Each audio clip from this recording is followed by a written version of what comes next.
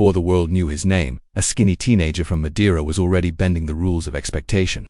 At just 16, Cristiano Ronaldo debuted for Sporting CP, and within months, he was embarrassing seasoned professionals. The speed, the steep overs, the raw, unfiltered confidence, it was as if he was playing on a stage too small for his ambition. But the true inflection point came in the summer of 2003, during a pre-season friendly against Manchester United. Ronaldo didn't just impress, he dismantled their defense so thoroughly that United players reportedly urged Sir Alex Ferguson to sign him on the spot. Ferguson acted fast.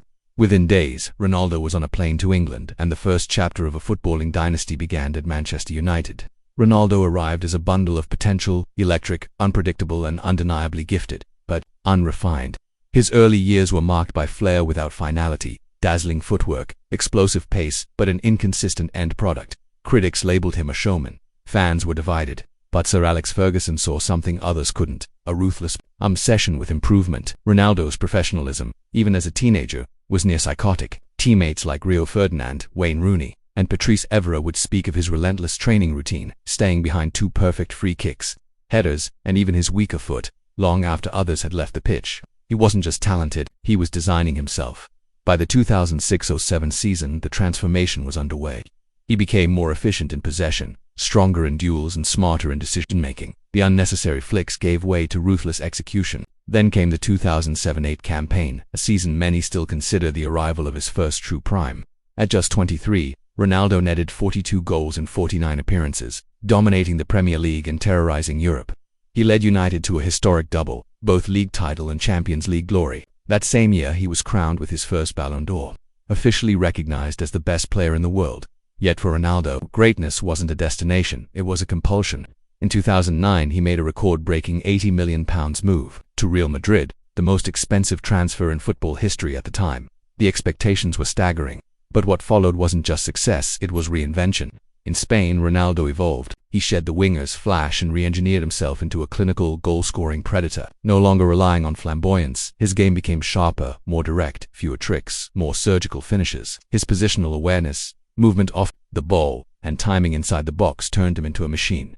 Despite early injuries, he still scored 33 goals in his debut season, a warm-up for what was to come. Between 2010 and 2014, Ronaldo entered a level few athletes have ever touched. In 2010-11, he scored 53 goals, the next year 60, and then came the era of unrelenting dominance. 50 goals, season after season, across the world's most demanding competitions. But it wasn't just volume, it was evolution. His physique became sculpted for peak performance, speed, strength, leaping power, making him a nightmare in the air and impossible to contain on the ground. Ronaldo wasn't just rewriting record books, he was redefining what a forward could be in modern football. According to multiple studies at the time, including one by Castro Edge Performance, Ronaldo's leap generated 5 times more power than the average adult male, giving him a vertical reach that often surpassed NBA players. But physical gifts alone don't explain what came next. In the 2013-14 season, Ronaldo led Real Madrid to the one title they had been chasing for over a decade, La Decima, their sacred 10th Champions League crown. His contribution wasn't just historic, it was mythic. He scored 17 goals. In that campaign alone, a Champions League record that still stands today. And while fans endlessly debate when Lionel Messi reached his peak, with Ronaldo, the answer is often unanimous. Between 2011 and 2014, he was operating at his most transcendent level, not just physically dominant, but mentally untouchable. Stronger, smarter, and more ferociously driven than ever. He wasn't chasing greatness, he was setting its definition. But even then, he wasn't finished.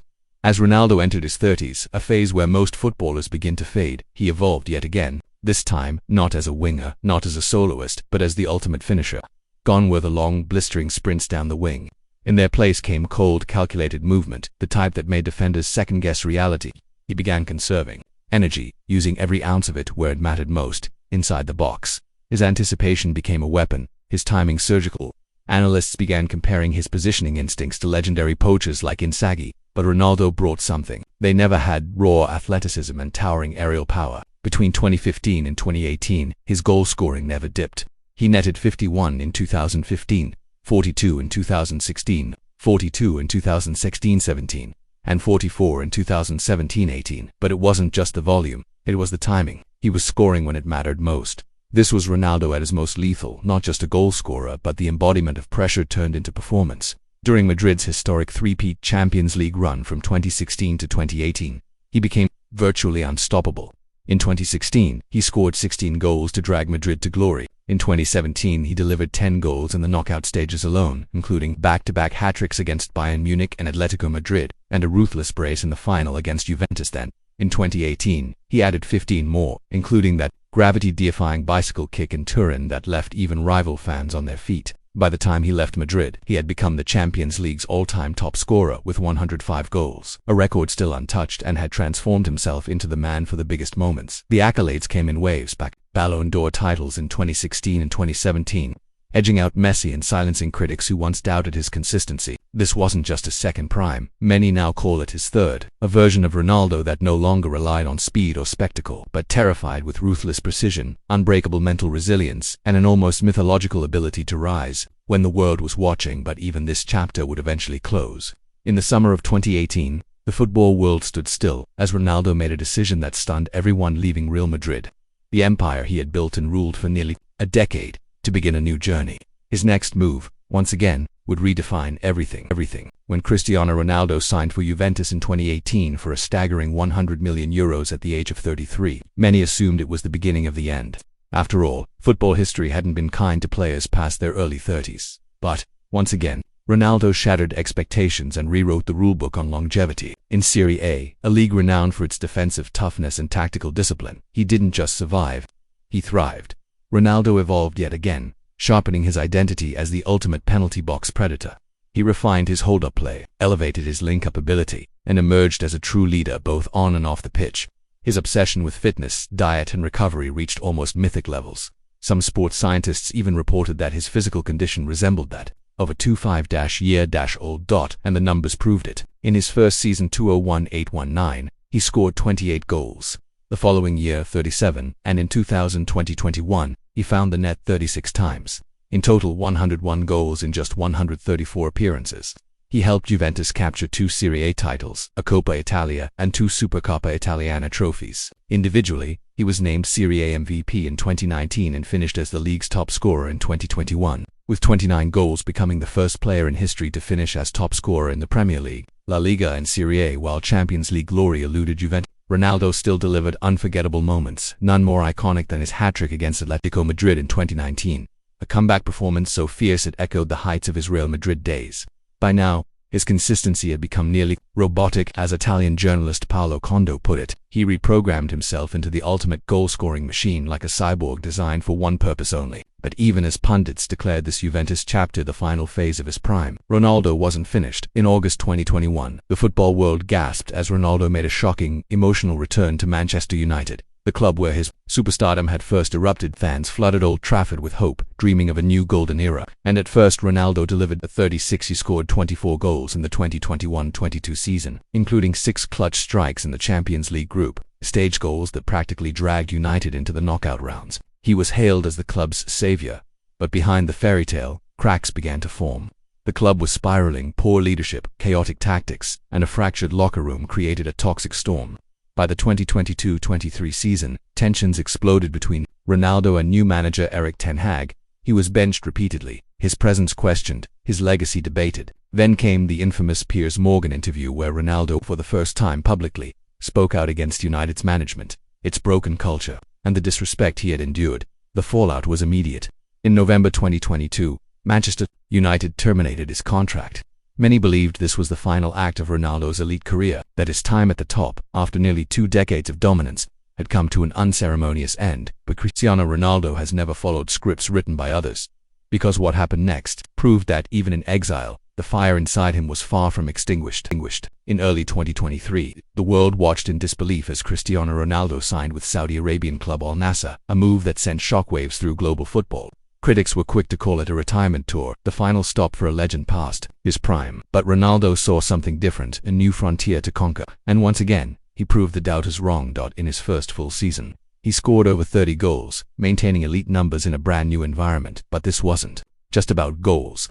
It was about defying age, expectation, and the narrative others tried to write for him. He didn't fade away. He took center stage in a rising league and brought millions of new eyes to a region that had long been overlooked in global football and even beyond club football.